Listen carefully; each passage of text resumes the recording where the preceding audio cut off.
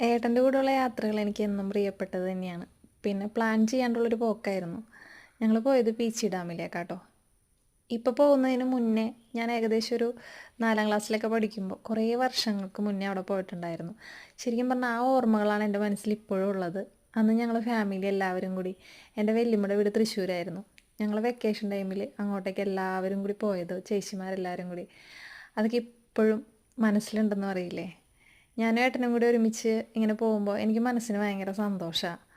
അങ്ങനെ കുറച്ച് നേരം ഞങ്ങൾ അവിടെയൊക്കെ നടന്നു. പിന്നെ ഒരുപാട് നേരമൊന്നും സ്പെൻഡ് ചെയ്യാൻ നിന്നില്ല കേട്ടോ. കുറച്ച് നേരം ഫോട്ടോസും കാര്യങ്ങളൊക്കെ എടുത്തു. ഞാനൊരു ഫോട്ടോപ്രാന്തിയാണല്ലോ. പിന്നെ ഭക്ഷണമൊക്കെ കഴിച്ച് തിരിച്ച് വേഗം പോരുക ചെയ്തത്. ഉച്ചയായപ്പോഴേക്കും ചോറാട്ട കഴിച്ചിട്ടുണ്ടായിരുന്നത്. ഞങ്ങൾ ഏകദേശം രാവിലെ ഇവിടെ നിന്ന് പോയിട്ടുണ്ടായിരുന്നത്. രാവിലെ ഒന്നും ഞാൻ വീഡിയോസൊന്നും എടുത്തില്ല കേട്ടോ. പിന്നെയാണ് ഞാൻ വീഡിയോ എടുക്കുന്ന കാര്യം ഓർത്തത് തന്നെ. എന്തായാലും ഇന്നത്തെ ദിവസം എനിക്ക് വളരെ സന്തോഷമുള്ള ഒരു ദിവസമായിരുന്നു. ഞങ്ങളങ്ങനെ വീട്ടിലേക്ക് പോന്നു.